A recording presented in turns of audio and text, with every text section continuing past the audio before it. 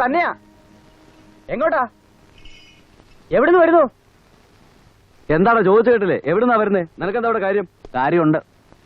വിശ്വനാഥനം വേണ്ട വരമുള്ളേ, നമ്മൾ തടുത്താൻ നിൽക്കില്ല. വിട്ടേരെ. വിശ്വനാഥൻ പൊയ്ക്കോ.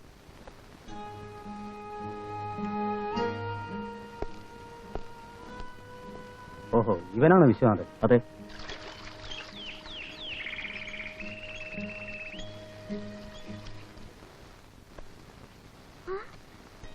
അമ്മേ, അച്ഛാ, വിശ്വേട്ടൻ വരുന്നു. ഈ അമ്മ എവിടെയാ?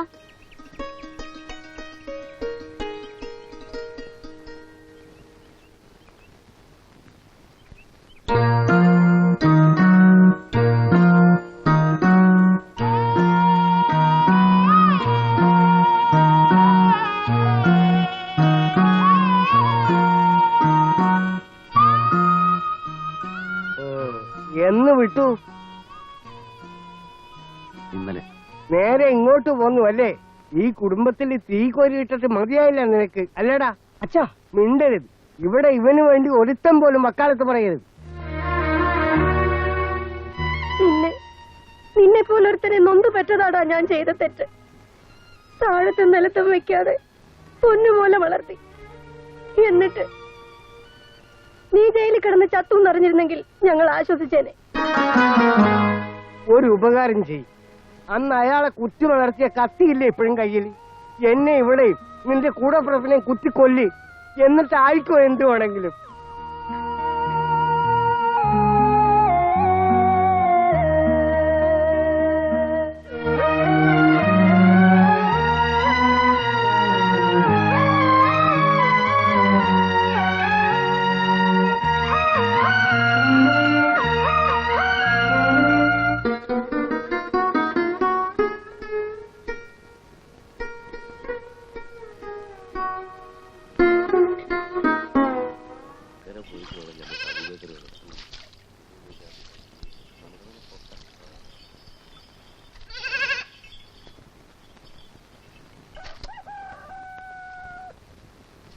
ബഷീറേ, വിവാത്തു ബഷീറല്ലേ ഇവിടെ?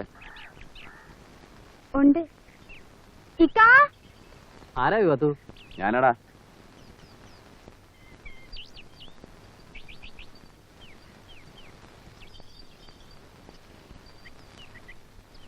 സ്വന്തം വീട്ടിൽ സ്ഥാനമില്ല. നാട്ടിൽ പണ്ടേ എന്നെ എല്ലാവർക്കും വെറുപ്പാ. ഇത്രയും വലിയൊരു ശിക്ഷ ഒരു തെറ്റിന്. ചായ എടുക്കട്ടെ? വേണ്ട, നീ അപ്പുറത്ത് പോ. ബഷീറേ, നീ ഈ വന്നത് വന്നു. മേലാൽ ഈ പടി കയറരുത്. ഞങ്ങളുടെ ആൾക്കാർക്ക് അത് ഇഷ്ടമല്ല. നിങ്ങളുടെ ആൾക്കാർ? അതെ, നീ മാത്രമല്ല, നിന്റെ ജാതിയിൽപ്പെട്ട ആരും. ജാതിയോ? എടാ, ഹാജിയാരും രാവണി നായരും തമ്മിൽ പഴയ പകപോക്കുന്നതിന് നമ്മളെന്തിനാടാ ശത്രുക്കളാവുന്നത്? നീ ഹിന്ദുവും ഞാൻ മുസ്ലിമും ആയതുകൊണ്ട്. ഹിന്ദുവും മുസ്ലിമും പോത്തുപള്ളിക്കൂടെ മേയാൻ പണ്ട് ഓല ചുമന്നത് നമ്മൾ രണ്ടുപേരും കൂടെ അല്ലേ? കാവിലെ പൂരത്തിന് കുരുത്തോല വെട്ടാൻ ആദ്യം നീങ്ങിക്കറിയ നീയല്ലേ? അതൊക്കെ പണ്ട്. ഇന്ന് അതല്ല. നീയും നിന്റെ കൂട്ടരും ഞങ്ങളുടെ ശത്രുക്കളാണ്.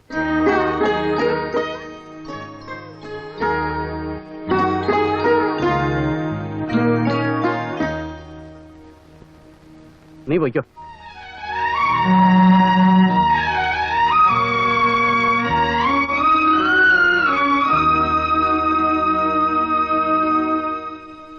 ഇന്നോ ഇന്നലെയോ മാർക്കം കൂടി ഉണ്ടായവരല്ല നമ്മളാരും. തലമുറകളായിട്ടേ നമ്മൾ ഹിന്ദുക്കളാണ്. ഈ നാട് നമ്മുടെ ഹിന്ദുക്കളുടെ നാടാണ്. നമ്മള് കഴിഞ്ഞേ ഉള്ളൂ ഇവിടെ മറ്റാരും. അത്രേ ഉണ്ടാകാവൂ. എന്നെ വിളിപ്പിച്ച എന്തിനാ? അത് പറയൂ. പറയാം. അമ്പലത്തിലെ എഴുന്നള്ളിപ്പ് തടയാൻ മാപ്പിളാരൊരു ശ്രമം നടത്തി. അതച്ചൊല്ലി തുടങ്ങിയ കശപശയാണ് ഇവിടം വരെ എത്തിച്ചത്. ഇത് ഇവിടെ കൊണ്ടൊന്നും അവസാനിക്കില്ല, ഉറപ്പാ. ഇനി അവന്മാര് തലപൊക്കിയാൽ മർമ്മത്തിന് കൂട്ടി ഒതുക്കണം. ആൾബലവും ശക്തിയും കൊണ്ടേ അത് പറ്റൂ. വിശ്വനാഥൻ വേണം എല്ലാറ്റിനും മുമ്പിൽ. എന്തിന്?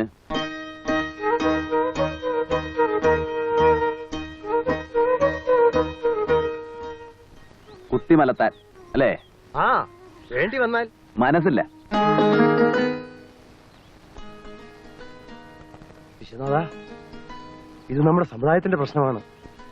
7 കൊല്ലം മുമ്പ് എന്നെ വിലങ്ങ് വെച്ച് ഇതിലേ കൊണ്ടുപോയപ്പോ ഒരുത്തനെയും കണ്ടില്ല. സമുദായം എനിക്കറിയാം എല്ലാത്തിനെ.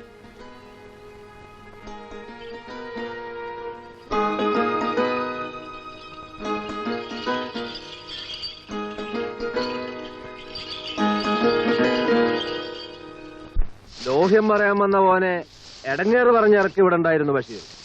ആ കാഫറിന്റെ ലോഹ്യം കുറച്ച് മതി. ഏതായാലും രാവണിയാരുടെ വലയിലാവും വീണില്ല. ഉറപ്പിക്കണ്ട, ജാതി അതാ. നമ്മൾ സൂക്ഷിച്ചു തന്നെ നിന്നാ മതി. ആ മറ്റാരെക്കാളും നിനക്ക് മനസ്സിലാകും. അന്ന് നീ സഹിച്ചത് കൊണ്ട് ഒരുത്തന്റെ ചോരയെ വീണുള്ളൂ. പക്ഷെ അവിടെ അങ്ങോട്ട് നിന്നില്ല മോൻ. ആണ്ടോടാണ്ട് ഇതിപ്പോ എത്ര തവണയായി, എത്ര എണ്ണമായി എന്ന് കരുതി ചത്തുപോലെ വിട്ടൂടല്ലോ. നീ ഇപ്പൊ വന്ന് നന്നായി മോനെ, ഒരു തുണയായില്ല. 7 കൊല്ലം അഴിയണ്ണാൻ എനിക്കാരും തുണയുണ്ടായിരുന്നില്ല. കൊടുക്ക ആ ബഷീറിന് വരെ ഞാൻ ശത്രു. മടുത്തു. ചാവാനുള്ള ചത്ത് തുലയട്ടെ, ഞാൻ ആര് തടയാൻ? വിശ്വനാഥ, ഒന്നിനും എന്നെ കാക്കണ്ട.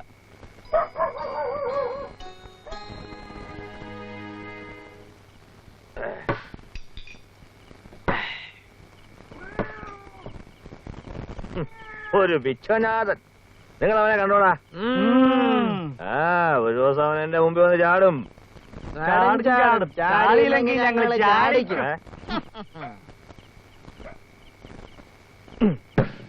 ഈ കത്തിമോനെ കുരുക്കാനുള്ള ആളാ അവന്റെ കുഴൽമാല.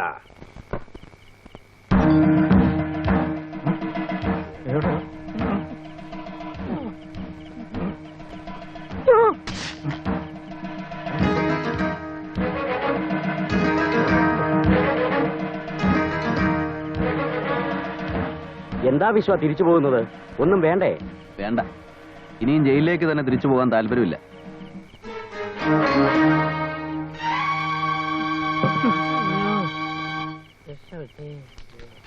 ഇപ്പൊ ഞാൻ എന്തെങ്കിലും ചെയ്താൽ നാളെ പറയും തിണ്ണവിടേക്കാന്ന്. അതാ വിട്ടു കളഞ്ഞത്. അവൻ ഈ നാട്ടിൽ തന്നെ ഉണ്ടല്ലോ, ഇനിയും കാണുമല്ലോ. അതാ പേടി.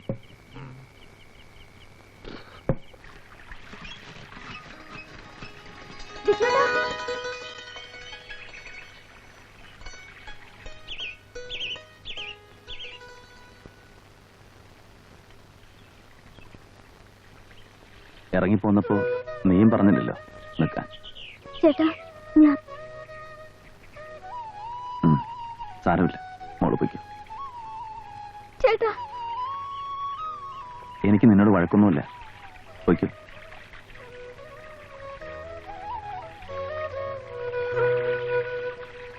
പഴക്കും ബഹളവും പിന്നെ പോട്ടേന്ന് വെക്കാം. ചാവാനുള്ള ഒരു ചത്തേ പറ്റൂ.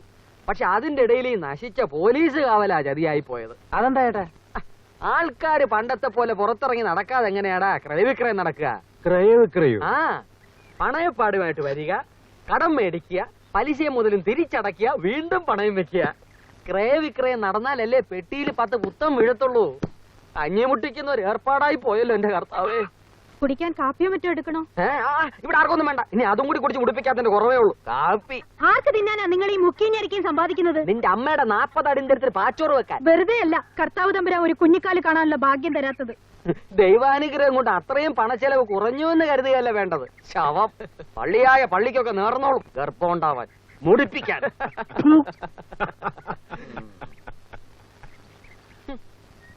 എടാ മക്കളെ, എനിക്ക് നിന്നോടൊരു കാര്യം പറയാനുണ്ട്.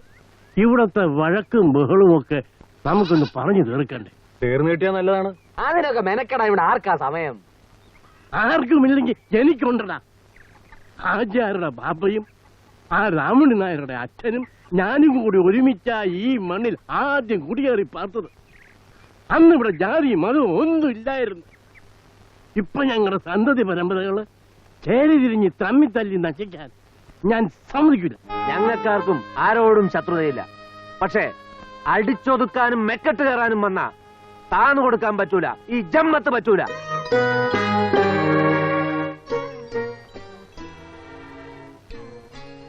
അടിച്ചൊതുക്കാനും മെക്കെട്ട് കയറാനും ആരും വരില്ലെങ്കിൽ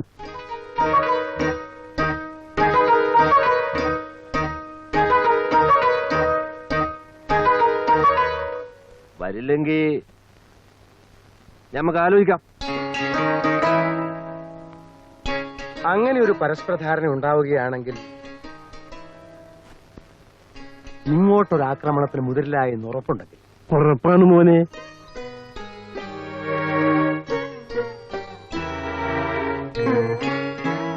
ഉറപ്പാണ്. അവർക്ക് രണ്ടു കൂട്ടർക്കും സമരിയാവാൻ സമ്മതമാണെങ്കിൽ പിന്നെ നമ്മൾ സത്യവിശ്വാസികൾക്ക് എന്നതാ എതിർപ്പ്? ആ പലിശ ഇതുവരെ കിട്ടിയിട്ടില്ല. ആ തിരുത്താൻ തയ്യാറായ മനസ്സും പൊരുത്തപ്പെടാൻ തയ്യാറായ മനുഷ്യരും. ഇനി ഇവിടെ സമാധാനത്തിന് കാക്കിയുടെ കാവൽ വേണ്ട സാർ. ഇനി നിങ്ങൾക്ക് ഞങ്ങളെ വിശ്വസിക്കാം. ദയവായി ഇവിടെ നിന്ന് പോലീസിനെ പിൻവലിക്കണം സാർ. എന്താ എല്ലാരും സമ്മതിച്ചല്ലോ? ഞങ്ങൾ പൊരുത്തപ്പെടാൻ തയ്യാറാണ് സർ. വഴക്കനും വയ്യാവേരിക്കും ഇനി ഞങ്ങളില്ല.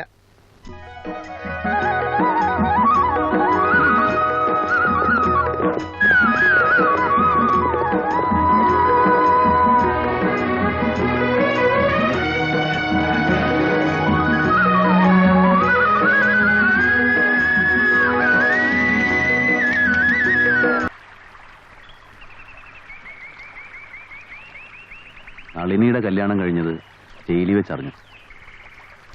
അന്നേ ഉറപ്പിച്ചതാ ഇങ്ങോട്ടിന് വരരുതെന്ന്.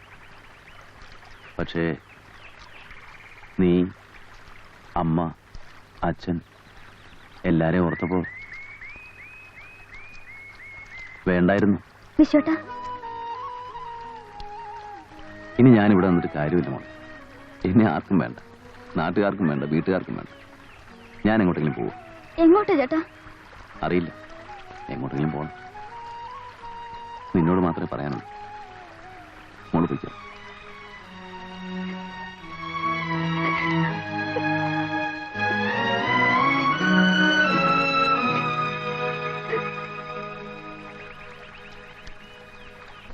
എന്റെ ചേട്ടാ, നമ്മുടെ ഈ നാട്ടുകാരി ഇനി ഇതുപോലെ സ്വരമയോടുകൂടി കഴിയുമെന്ന് ഞാൻ കരുതിയില്ല.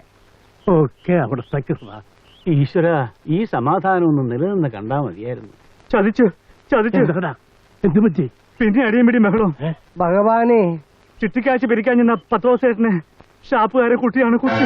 എന്റെ ഈശ്വര, കറിയായും പാപ്പിയും കുഞ്ഞുവർക്കി ചേട്ടനും കൂടി പള്ളിമണി അടിച്ച ആളെ കുട്ടിയാണ്. രാവുണ്ണിയായ ആളുകളും കുട്ടിനാണുവിന്റെ ഭാഗത്താണ്. പോലീസിനും ആള് പോയിട്ടുണ്ട്. ദൈവമേ,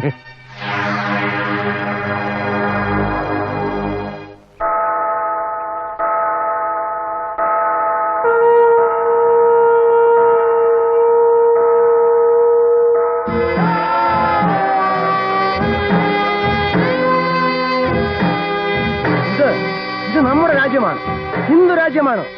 ബുദ്ധനും രാമനും ഭരിച്ച രാമരാജ്യമാണ്. ഇവിടെ മറ്റൊരു മതത്തിനും ഹിന്ദു മതത്തിന്റെ പ്രസക്തിയില്ല. നമ്മുടെ രക്തം ചിന്തിയിട്ടായാലും നമ്മുടെ വികാരങ്ങളും സ്വാതന്ത്ര്യവും നാം സംരക്ഷിച്ചെടുക്കണം. അതിന് നാം കൈകോർത്ത് ഒറ്റക്കെട്ടായി നിൽക്കണം. നിങ്ങൾ അതിന് തയ്യാറുണ്ടോ എന്നാണ് ഞാൻ ചോദിക്കുന്നത്. നിങ്ങൾ അതിന് തയ്യാറുണ്ടോ?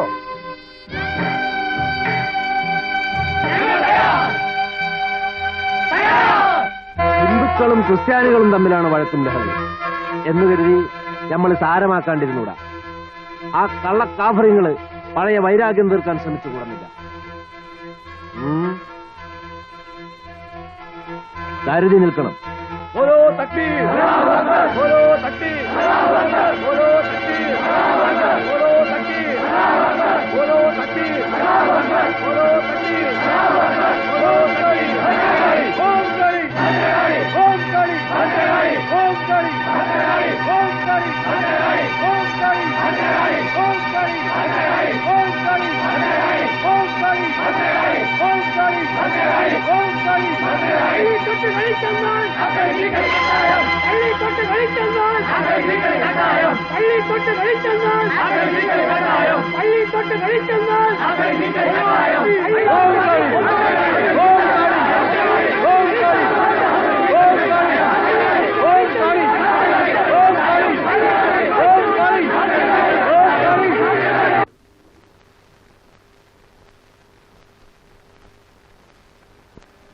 എന്റെ ദൈവമേ, ഇവരെ രക്ഷിക്കാൻ ആരെ കൊണ്ടുപോകും?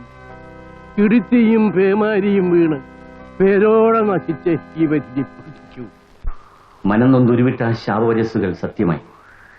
മനുഷ്യന്റെ തിന്മ കണ്ട് ഈശ്വരന്റെ മനസ്സുരി. ആ കണ്ണുനീർ ശാപത്തിന്റെ പേമാരിയായി ഒഴുകി. ദൈവം ഭൂമിയെ നോക്കി അത് വഷളായി എന്ന് കണ്ടു. അവൻ ആകാശത്തു നിന്ന് അഗ്നിയും ഗന്ധകവും വർഷിച്ചു. ആകാശത്തിന്റെ കീഴിൽ നിന്ന് ജീവശ്വാസമുള്ള സകലതിനെ നശിപ്പിക്കാൻ അവൻ ഭൂമിയിൽ പ്രളയം വരുത്തി. അന്ന് ആഴിയുടെ ഉറവുകളൊക്കെയും പിളർന്നു. ആകാശത്തിന്റെ കിളിവാതിലുകളും തുറന്നു.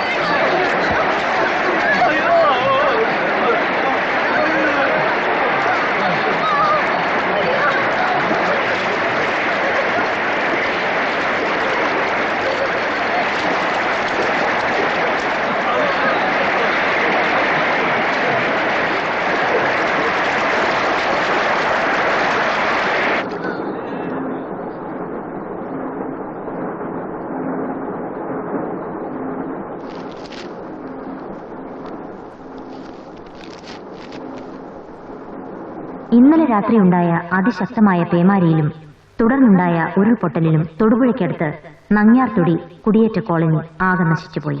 പരിസര പ്രദേശങ്ങളാകെ വെള്ളത്തിൽ മുങ്ങി. പാടശേഖരങ്ങളും വൻമരങ്ങളും കുത്തിയൊഴുകിയ വെള്ളത്തിൽ ഒലിച്ചുപോയി. മലയിടിഞ്ഞു വീണ് നിരവധി വീടുകൾ തകർന്നു. 100-ലേറെ പേർ കൊല്ലപ്പെട്ടതായി കണക്കാക്കപ്പെടുന്നു. മൃതദേഹങ്ങൾക്കും നാശാവശിഷ്ടങ്ങൾക്കും വേണ്ടിയുള്ള തെരച്ചിൽ ഈ സമയത്തും തുടരുകയാണ്. അപകടത്തിൽപ്പെട്ട കോളനി നിവാസികൾക്ക് അടിയന്തര സഹായം എത്തിക്കുമെന്ന് മുഖ്യമന്ത്രി തിരുവനന്തപുരത്ത് പ്രസ്താവിച്ചു.